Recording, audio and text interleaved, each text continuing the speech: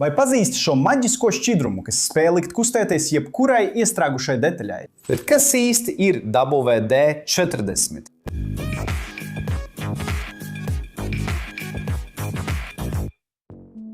Sveiki, inženierijas cienītāji! Šodien mēs runāsim par produktu, kas gandrīz visiem ir mājās, bet daudz nezina, kas tas īsti ir vai kā tas darbojas. Un šodien mēs runāsim par slaveno un visā pasaulē pazīstamo WD-40. Jūs iespējams jau esat redzējuši šo joku internetā, kur viss, kas jums nepieciešams, lai salabotu jebko, ir sudraba lente un WD-40. Un būtībā tas parāda, cik WD-40 dažreiz var šķist maģisks, bet patiesībā tur nav nekādas maģijas. Bet iesim tālāk. Kas ir WD-40? Patiesībā tam ir diezgan interesanta vēsture.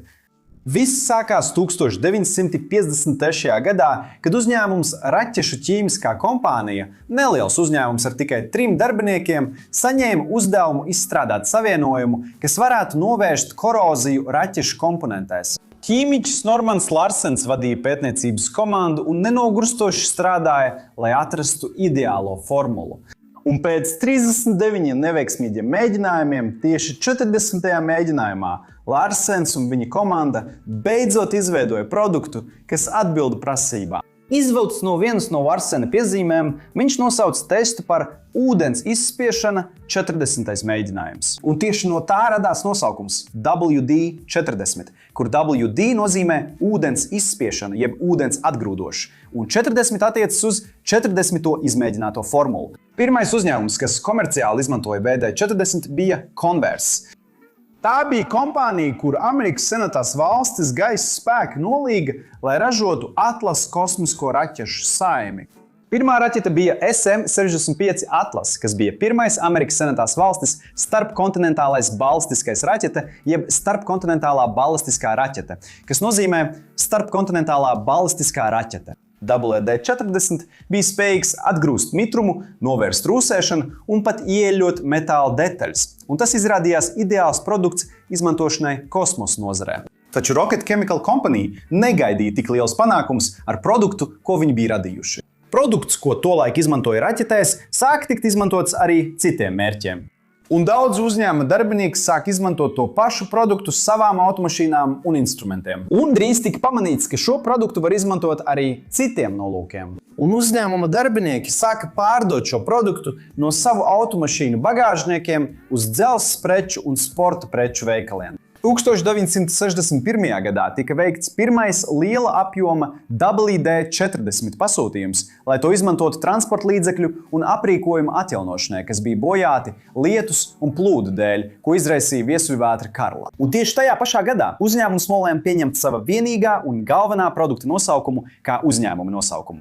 Un Rocket Chemical Company tika pārdāvēta par WD-40, un drīz vien viņa produkts jau sāka parādīties veikalu plauktos. Bet kāda tieši ir WD-40 formula? Te ir viens viltīgs triks. Tas ir tāpēc, ka WD-40 sastāvs ir ļoti rūpīgi glabāts komercnoslēpums. Bet mēs varam noteikt dažas detaļas par tās sastāvdaļām un īpašībām. Tas ir vairāku ķīmisko savienojumu maisījums, pārsvarā ogļūdeņraža. Formulas pamatā ir minerāla eļļa un naftas šķīdinātāja kombinācija, kas palīdz nodrošināt tās efektivitāti. Šis savienojuma kopums padara to ideālu materiālu aizsardzībai un oksidācijas novēršanai pret mitrumu. Un tas ir lieliski piemērots metāla detaļām un elektriskiem komponentiem, kas ir pakļauti oksidācijas iedarbībai. Tātad, ja vēlaties aizsargāt metāla detaļu, tas derēs. Taču, ja detaļa jau ir oksidācijas procesā, jūs varat to izmantot, lai apturētu procesu un izveidot aizsargkārtu uz materiālu. Taču tā funkcija ir nedaudz plašāka. Viena no vispazīstamākajām WD-40 funkcijām ir tā spēja ieļot kustīgās detaļas. Tas ir iespējams pateicoties eļļu un piedevu klātbūtnē, kas samazina berzi un nodrošina vienmērīgi tādu komponentu kā eņģes, gultņi un zobrata kustību. Un tā kā tam ir ārkārtīgi zema viskozitāte, tas ļauj tam iekļūt spraugās un šaurās vietās. Tas padara to efektīvi sarūsējušu skrūvju atbrīvošanā un grūti aizsniedzamu detaļu apkopē. Un visbeidzot, tas kalpo arī kā attaukojošs piedeve. Tas ir lielisks tīrītājs. Tas spēj viegli noņemt taukus, eļļas un pat lipīgus materiālus, piemēram, līmbielas no vismām, atvieglojot instrumentu un iekārtu apkopi un tīrīšanu. Es pats izmantoju WD-40, lai noņemtu tos uzlīmes, kas pielīp pie automašīnām, un pat tās melnās švīkas uz virsbūves, kad sanāk braukt pa tikko asfaltētu vai atjaunotu ielu. Šī īpašība kombinācija padara WD-40 par ārkārtīgi daudzpusīgu produktu, ko izmanto ļoti plašā pielietojuma klāstā, sākot no mājsaimniecības uzturēšanas līdz pat rūpnieciskiem un automobīļu lietojumiem. Bet kur tieši mēs varam izmantot WD-40?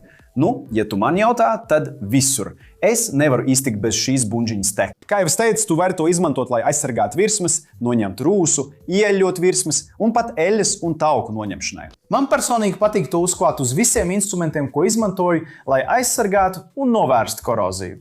Turklāt es to izmantoju kā smērvielu jebkurai eņģei, kas izdod to čīkstošo skaņu kā no spoku mājas. Taču, lai gan tas ir daudzfunkcionāls, tas nav paredzēts visam, ko jūs varētu iedomāties. Piemēram, to bieži izmanto kā smērvielu. Taču tas nenozīmē, ka tas ir ideāli piemērots jebkura veida eļļošanai. Dažos gadījumos ir nepieciešama eļļa ar lielāku viskozitāti, lai nodrošinātu labāku eļļošanu. Ir cilvēki, kas pat ir teikuši, ka tas ir labs kā dezodorants un pat kā smaržas. Katram savas gaumes, bet es nezinu, no kurienes šie cilvēki izdomā šādas viltības. Droši vien tie paši cilvēki, kas liek mazgāšanas līdzekli betonā, lai ūdenbirs elektrības skaitītāji, lai samazinātu elektrības rēķinu. Un uzstāda ūdeņraža komplektu iekšdedzes dzinēja automašīnā.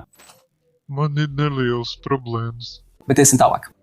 WD-40 ir ķīmisks produkts, un tas jālieto tikai rūpnieciskiem un mājsaimniecības nolūkiem, kā norādīts. Uzklāšana uz ādas var izraisīt kairinājumu un citas veselības problēmas, īpaši tāpēc, ka tas satur ogļūdeņražus. Tāpēc to nedrīkst lietot kā dezodorantu vai jebkādā citā mājsaimniecības pielietojumā. Tagad, ja kāds ir izgudrojis smaržas, kas atdarina tieši WD-40 specifisko aromātu, tad tā jau ir jūsu gaume. Bet vai kopš 1953. gada formula ir palikusi nemainīga kopš tās radīšanas? Kā jau zinām, WD-40 formula tiek stingri glabāta noslēpumā, un pēc pašas uzņēmuma teiktā, tā nav mainīta kopš tās radīšanas. Tomēr uzņēmums turpina testēt un nodrošināt produktu kvalitāti, lai garantētu, ka tas atbilst mūsdienu drošības un efektivitātes standartiem. Viņi ir izstrādājuši arī šī paša produktu variantus, kas nodrošina labāku efektivitāti dažās specifiskās situācijās. Piemēram, WD-40 speciālistu produktu līnija, kas ietver ūdens izturīgu silikonu smērvielu un pat aizsargājošu balto litiju smēri. Bet šeit man jāuzsver viens aspekts.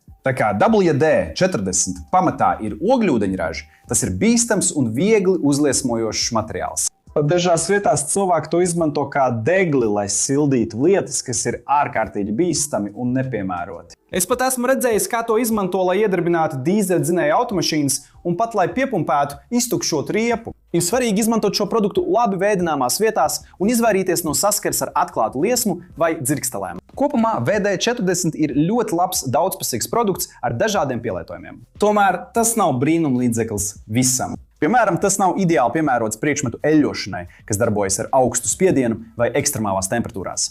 Daži cilvēki to izmanto elektronisko komponentu tīrīšanai un saglabāšanai. Tomēr tas jālieto ar mēru, nelielos daudzumos un galvenokārt ar izslēgtu un no strāvas avota atvienotu aprīkojumu. Tas ir labs, lai aizsargātu un novērstu mitrumu ķēžu kontaktos. Bet jebkurš kondensators, kas ir uzlādēts un kas ar WD-40 izraisa izsavienojumu, noteikti radīs uguni. Ja tu esi ticis līdz šai vietai un tev patika video, piesakies kanālam, ja vēl neesi abonējis, atstāj savu patīk un ieslēdz paziņojumu zvaniņu. Un, ja tev šķiet, ka mūsu saturs ir interesants, apsver iespēju kļūt par biedru, lai palīdzētu mums turpināt veidot saturu šeit platformā un tikt pieminētam mūsu video.